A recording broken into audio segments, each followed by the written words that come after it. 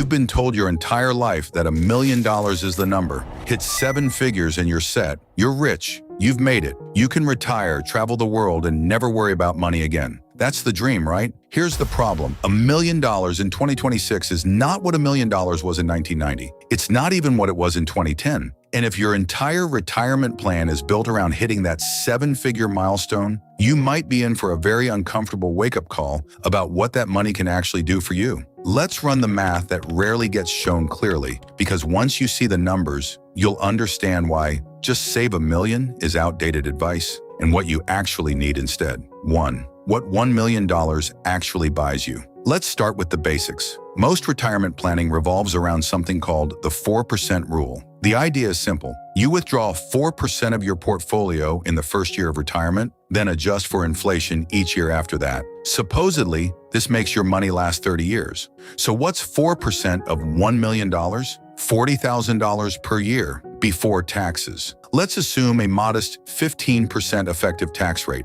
Now you're at about $34,000 per year in actual spending money. That's roughly $2,800 per month. Now let's look at real expenses. Average rent for a 1-bedroom apartment in a mid-tier American city, around $1,400 per month. If you still have a mortgage or rent, half your retirement income is already gone. Healthcare for a 65-year-old couple, even with Medicare, you're looking at $12,000 to $15,000 per year. That's another $1,000 plus per month. Now you're down to maybe $1,400 per month for utilities, food, transportation, entertainment, travel, unexpected repairs. That's what $1 million retirement looks like. You're not traveling the world.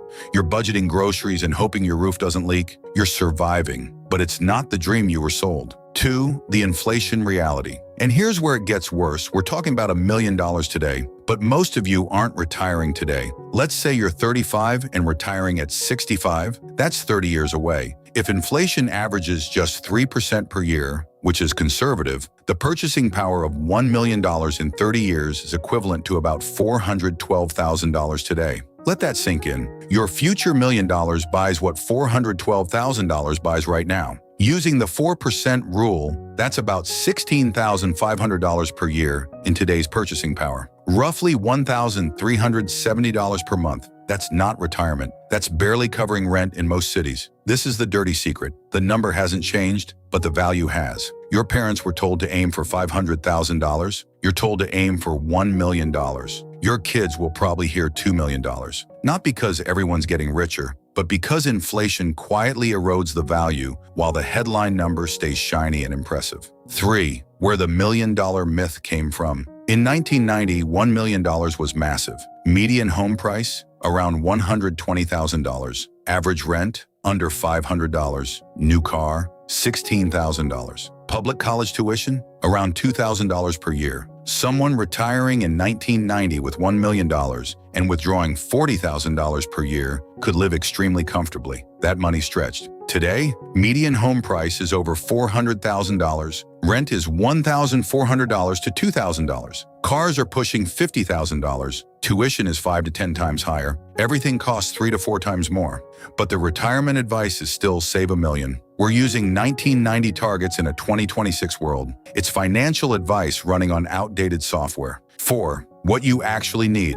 Let's run more realistic numbers. Let's assume a modest but comfortable retirement. No mortgage, but still property taxes, insurance, maintenance, $8,000 per year. Healthcare for a couple, $15,000 per year. Food, $600 per month, about $7,200 per year. Utilities, internet, phone, around $4,000 per year. Transportation, $6,000 per year. Travel and entertainment, because you're retired and want to enjoy life, $8,000 per year. Unexpected expenses, $5,000 per year. That totals about $53,000 per year. That's not luxury, that's comfortable middle class. Using the 4% rule and accounting for taxes, you'd need roughly $1.5 to $1.6 million today to support that. If you're retiring in 20 years, you may need $2.5 to $3 million for the same lifestyle. If you want a more travel-heavy retirement, you're probably looking at $2 to $4 million depending on timeline.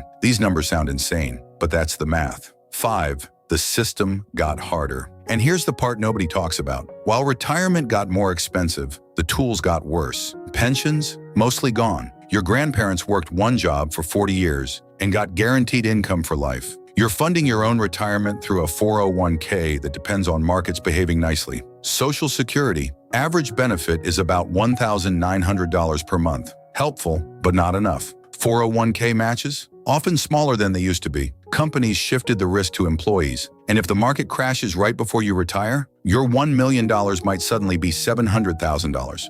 That's sequence of returns risk, and it's brutal. This isn't doom, it's reality. The system changed. The target should have changed with it. 6. So what do you do? First, stop aiming for a number. Aim for an income target. Take your expected annual retirement spending and multiply by 25. That's your baseline. Spend $60,000 per year? You need about $1.5 million. Spend $80,000? You need about $2 million. Second, build multiple income streams, rental income, consulting, dividends, part-time work. If you generate even $20,000 per year outside your portfolio, you drastically reduce pressure on your investments. Third, consider geographic flexibility. $1 million in Boise stretches way further than $1 million in Boston. Location matters. Fourth, working a few extra years is powerful. Working until 67 instead of 65. You save longer. You delay withdrawals. You increase Social Security by about 8% per year delayed. 5 years can dramatically change your outcome. Fifth, optimize taxes, Roth accounts, HSAs, strategic withdrawals. $1 million in a traditional 401k is not the same as $1 million in a Roth. After-tax differences can be huge.